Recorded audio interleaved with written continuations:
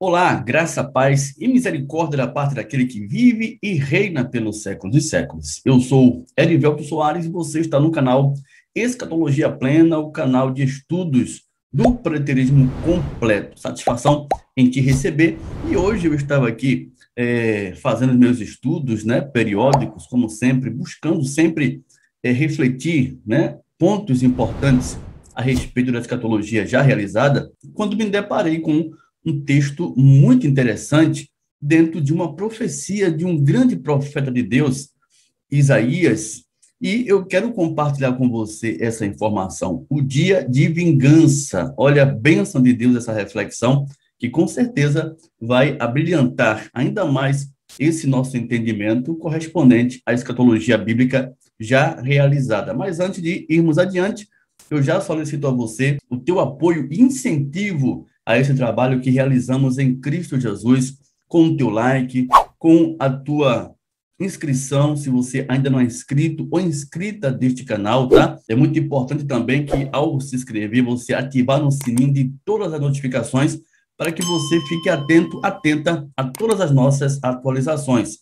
uma vez que estamos postando novos vídeos com mais frequência aqui no canal. E quando você ativa o sininho das notificações, com certeza, todas as nossas atualizações você vai ficar a par e vai poder participar juntamente conosco em tempo real, adquirindo assim essas informações tão importantes. E caso for do teu desejo particular de fazer parte do nosso grupo de membros aqui do canal, é só você clicar no botão aí, seja membro, e vamos para a nossa reflexão.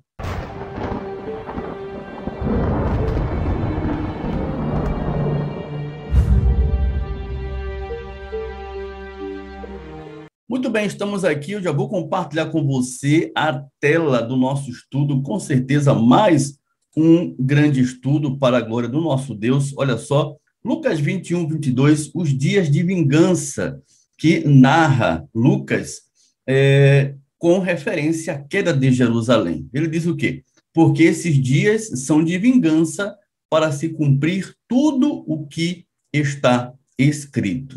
Vocês sabem muito bem do texto que estamos levando em consideração aqui, referente à queda de Jerusalém. Esse dia de vingança está muito bem colocado naquilo que se manifestaria no ministério do nosso Senhor e Salvador Jesus Cristo. Ministério esse que apontava a Jesus como o Messias predito a Israel e tudo aquilo que iria envolver esse seu trabalho ministerial em prol de atestar a promessa de Deus aos seus filhos, começando pela casa de Israel. Jesus era essa proposta mencionada na lei e nos profetas. Isaías, ele fala muito bem disso quando a gente abre a Bíblia. No livro de Isaías, capítulo 61, no versículo 1 e 2, diz o quê? Olha só, o Espírito do Senhor Deus está sobre mim, o profeta falando, porque o Senhor me ungiu para pregar boas novas aos quebrantados, enviou-me a curar os quebrantados de coração, a proclamar libertação aos cativos e a pôr em liberdade os algemados, e a apregoar o ano aceitável do Senhor e o dia da vingança do nosso Deus, a consolar todos os que choram. Muito importante essa profecia aqui, no que tange a pessoa do nosso Senhor e Salvador Jesus Cristo. Porque quando você faz a leitura de Lucas, capítulo 21, verso 22, no que tange os dias de vingança, a gente encontra essa referência muito importante quanto a essa questão, se tratando da pessoa do nosso Senhor Jesus. O mesmo Lucas que vai tratar desses dias de vingança é o mesmo Lucas que apresenta o Senhor Jesus dirigindo essa profecia de Isaías 61 na pessoa dele. Você não vai encontrar essa questão levantada por Lucas no capítulo 4, narrada por Mateus, nem por Marcos, nem por João. Mas Lucas narra. E isso é muito importante nessa questão que também é tratado por Lucas no verso 22 do capítulo 21, os dias de vingança, apontando que a queda de Jerusalém, o fim do templo, a ruína de Jerusalém, era manifestação dos dias de vingança de Deus, justamente correspondendo ao que disse o profeta Isaías. Olha só, Lá em Lucas capítulo 4, no versículo 16 ao 21, olha o que diz aqui essa palavra. Indo para Nazaré, onde fora criado, entrou num sábado na sinagoga segundo o seu costume, e levantando-se para ler, então lhe deram o livro do profeta Isaías. E abrindo o livro, achou o lugar onde estava escrito: O Espírito do Senhor está sobre mim, pelo que me ungiu para evangelizar os pobres e enviou-me para proclamar libertação aos cativos e restauração da vista aos cegos, para pôr em liberdade os oprimidos e apregoar o ano aceitável do Senhor. Tendo fechado o livro, devolveu ao assistente e sentou-se. E todos na sinagoga tinham os olhos fitos nele, em Jesus. Então passou Jesus a dizer-lhes o quê? Olha só, presta bem atenção. Hoje se cumpriu a escritura no que acabais de ouvir. Ou seja, o Senhor que estava ali, o Cristo bendito, o Messias de Deus, predito, né, proclamado na lei, nos profetas, embora as profecias se dirigissem a Jesus, qual o povo de Israel, porém é bom que se entenda que a narrativa profética de Jesus, se iniciando o ministério a Israel, não quer dizer que tenha se estendido aos gentios, porque você vai entender o porquê que o apóstolo Paulo foi escolhido para ir aos gentios e por que a aliança da graça ela não foi estabelecida propriamente aos judeus, e sim também aos gentios, fazendo com que, pela fé, judeus e gentios se tornassem um só povo. Isso é a graça em seu pleno entendimento, tá? Não podemos esquecer dessa questão muito bem acentuada ao longo das Escrituras. Não dividir, não entender que a Bíblia esteja apenas se referindo aos judeus, sem com que os gentios, até que chegue a nós, estivessem envolvidos no plano de Deus ao seu povo, aos seus filhos eleitos e predestinados, tá bom? Então, olha só, o Senhor Jesus aqui, e só Lucas fala desse ponto aqui importante do ministério de Jesus, quando ele está na sinagoga, né, judaica, é apresentado a ele o livro de Isaías, não existia, né, capítulo e versículo, mas ele abre as escrituras na passagem de Isaías, tratando-se dos profetas, e leva em consideração o que a gente tem registrado no capítulo 21, no verso 1 e 2. Ele diz: o Espírito do Senhor está sobre mim, sobre ele. Ele faz referência a Isaías 61, a ele naquela questão diante dos religiosos que ali estavam, costumazmente, todos os sábados, olhando a lei de Deus, né? Ele diz: olha, o Espírito do Senhor está sobre mim, pelo que me ungiu para evangelizar os pobres, enviou-me para proclamar libertação aos cativos e restauração da vista aos cegos, para pôr em liberdade os oprimidos e apregoar o ano aceitável do Senhor. Tendo dito essas coisas, né, uma boa parte do que diz a profecia, ele fecha o livro e devolve ao assistente, onde todos ali, fitos os olhos nele, por conta dele ter lido aquela passagem, ele ousadamente acrescenta dizendo: hoje se cumpriu a escritura que acabar de ouvir. Então, Jesus ele se responsabiliza nele do que foi dito em Isaías. Porém, ele não leva em conta o dia de vingança do nosso Deus e a questão do consolo a todos os que choram. Por quê? Porque essas duas questões que vem narrada na profecia a respeito dele ainda não tinha se cumprido. Ainda não tinha se cumprido. Por quê? Porque ele teria que morrer e ressuscitar. Ele teria que ser rejeitado por aquela geração, para que a outra parte da profecia, que se refere também a ele, se cumprisse. Então, é muito feliz a gente encontrar essa referência aqui em Lucas para identificar o que acontece lá em Lucas capítulo 21, verso 22. Só Lucas registra essa questão. Não é registrado por Mateus, nem por Marcos, nem por João. Embora Lucas não fosse um discípulo dentre os 12 que estivesse com Cristo no seu ministério terreno, ele era um médico que estava sempre com o apóstolo Paulo, né, uma boa parte do seu ministério apostólico, porém, ele traz esse registro aqui, né, dentro de suas pesquisas e buscas quanto ao ministério terreno de Jesus, ele está incluso em um grande relato, né, desse ministério, e ele apresenta essa questão aqui, que não é narrada nem por Mateus, nem por Marcos, nem por João, porém é de grande importância no que tange essa profecia de Isaías. Olha como as coisas de Deus são perfeitas, né? O mesmo Lucas, que também vai escrever depois o livro de Atos dos Apóstolos, tá? Então, veja, o Senhor Jesus, ele leva em consideração a boa parte da profecia, cura aos quebrantados de coração, proclamação de libertação aos cativos, liberdades aos algemados. Jesus fala aqui também, em Lucas capítulo 4, por liberdade dos oprimidos, apregoar o ano aceitável do Senhor. Então, o Senhor diz, se cumpriu as escrituras em mim.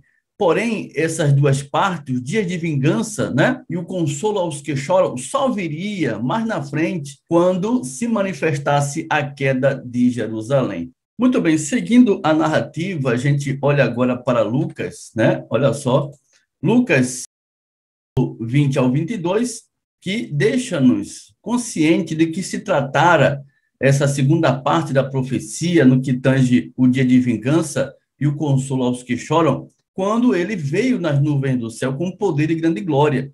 Vocês sabem muito bem que Lucas, capítulo 21, do verso 20 ao 22, trata da queda de Jerusalém, né? No versículo 5, quando você começa a ler o capítulo 21, no versículo 5, em diante, vem narrando toda a questão que é narrada em Mateus 24, Marcos 13, né?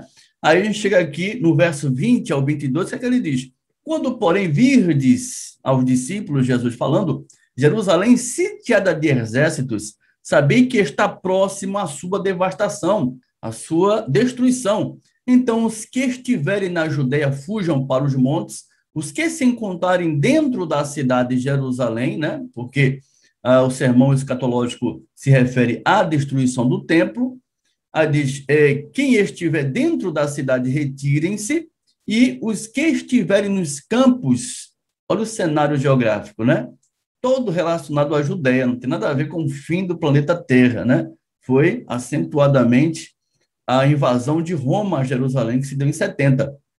Os que estiverem nos campos, não entrem nela onde? Em Jerusalém. Por quê? Porque esses dias são de vingança, olha lá, esses dias são de vingança para se cumprir tudo o que está escrito. Então, veja, com a queda de Jerusalém, que se manifestou em 70, que aconteceu de fato, de verdade, há vários documentos que narram esse momento histórico em que Jerusalém cai com a invasão de Roma. O que acontece? Diz aqui a palavra, todas as coisas escritas, tudo o que está escrito na lei nos profetas, óbvio, porque não existia o Novo Testamento ainda redigido, se cumpririam. Então, a profecia de Isaías, no que tange o dia de vingança do nosso Deus, está totalmente voltada à queda de Jerusalém, tanto o dia de vingança do nosso Deus, quanto a questão do consolo para os que choram. A queda de Jerusalém traz a repercussão desse dia de vingança, por quê? Porque aquele povo não respeitou a lei, não respeitou o próprio Deus. Jerusalém se tornaram uma grande prostituta, e você vai ler Mateus capítulo 23, né?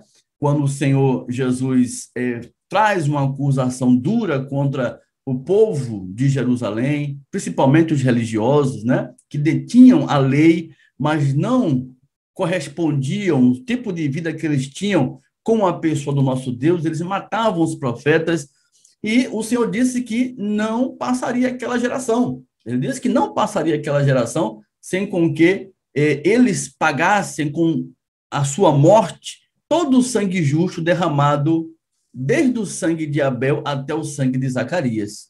Então, era para aquela geração. Eles iriam pagar, né, com a morte. Era o dia de vingança, porque eles não respeitaram a lei de Deus. Quando a gente vê Estevão também de frente aos religiosos de sua época, o mesmo povo da geração do Senhor Jesus, né, cujo qual Jesus narra que eles pagariam por conta de todo o sangue justo derramado na face da terra, desde Abel até Zacarias.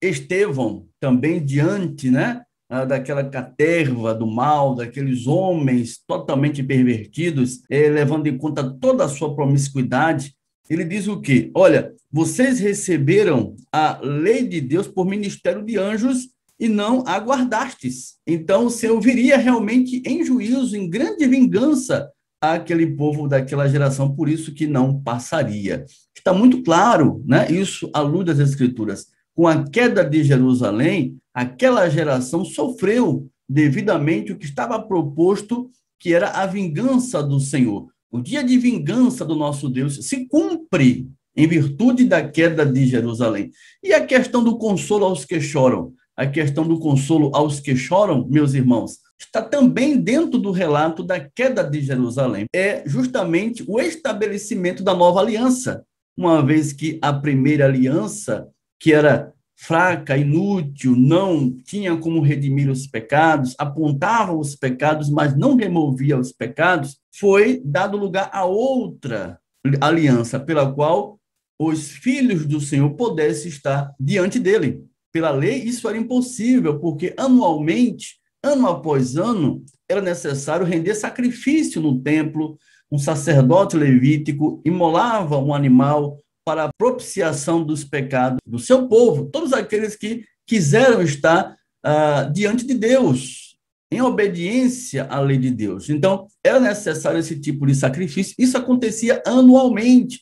Então, isso desfavorecia uma felicidade eterna do seu povo. Por quê? Porque era só angústia, dor, choro, luto, todos os anos ter que caminhar para Jerusalém, todos os anos aquela penitência de render sacrifícios pelos pecados, isso não era saudável espiritualmente para ninguém.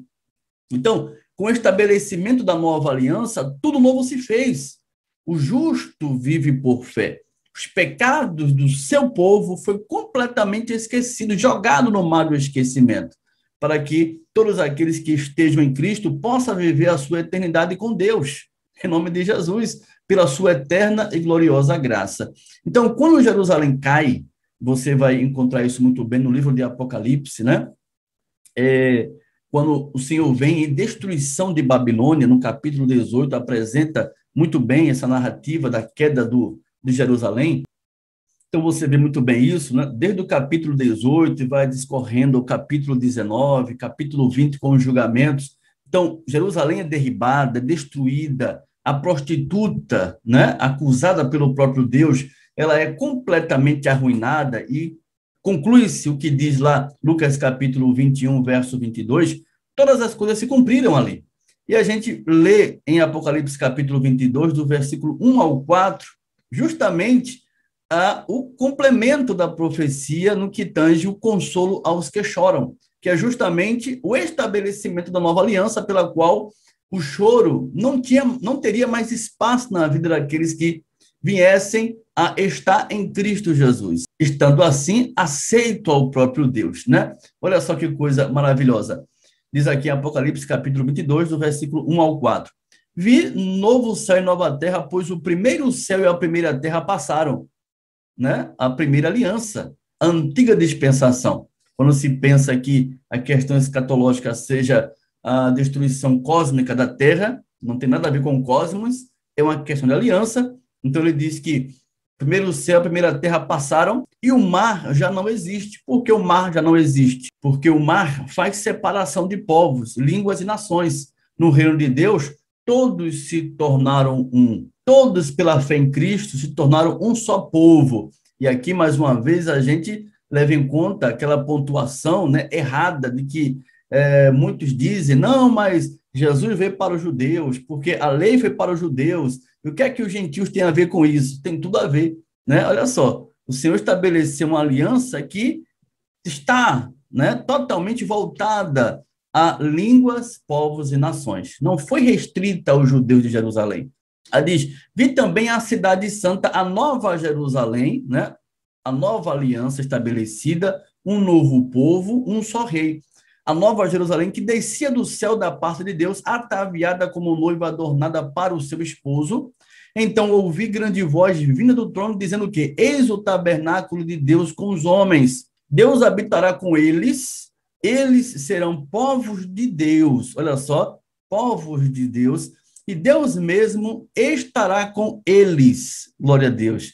Uma vez que a nova aliança foi estabelecida, né? Deus passou a estar presencialmente com eles, não mais por meio de um sacrifício de animais, mas por meio do sangue de Cristo, sacrifício perfeito que nos aperfeiçoou para sempre no Senhor.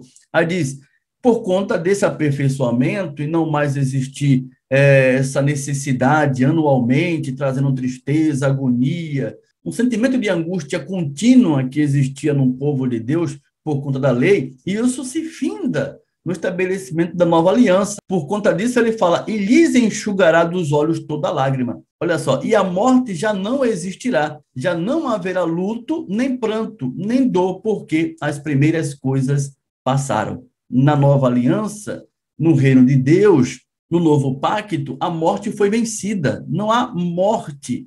É por isso que o pranto passou, é por isso que o luto cessou. Não existe mais lágrimas, porque aqueles que estão em Cristo vivem para todo sempre, não perece, ele não fica na morte, o pecado não tem domínio sobre eles. Por quê? Porque o Senhor o justifica, tá bom? Essa questão apocalíptica quanto à nova aliança e todo o benefício de glória era uma promessa ainda, por quê? Porque Apocalipse foi escrito antes de 70, tá bom? Então, uma vez que Apocalipse se cumpre com a queda de Jerusalém, ou seja, o novo tabernáculo de Deus com os homens é manifesto, a lágrima ela é completamente enxugada dos olhos do seu povo, ou seja, trazendo o entendimento que não há mais luto, não há mais dor, não há mais pranto. E conclui-se, então, o que diz o profeta Isaías 61, no versículo 1 e 2. Apenas essa parte da profecia de Isaías 61 que estamos levando em consideração,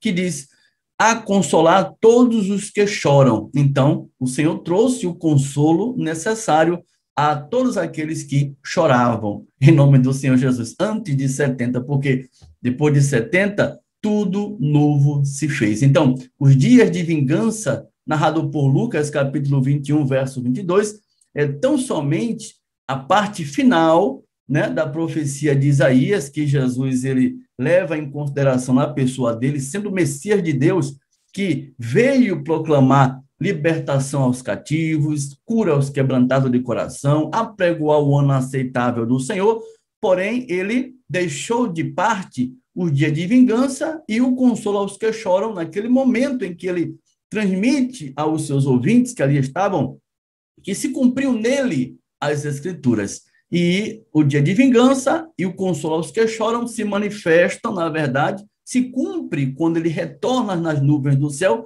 com poder e grande glória e manifestando assim todas as coisas escritas cumpridas. Então, fica muito claro que realmente em 70, com a queda de Jerusalém, tudo novo se fez. É uma questão pactual, não tem nada a ver com uma questão cósmica, destruição do sistema solar da Terra, a desintegração de todos os elementos do céu, estrela caindo, o sol se apagando, né? A lua não dando brilho, aquelas questões que é comum os dispensacionalistas, né, os futuristas, identificarem o que seja o fim do planeta Terra, que ficam sempre especulando e nada acontece em virtude a isso.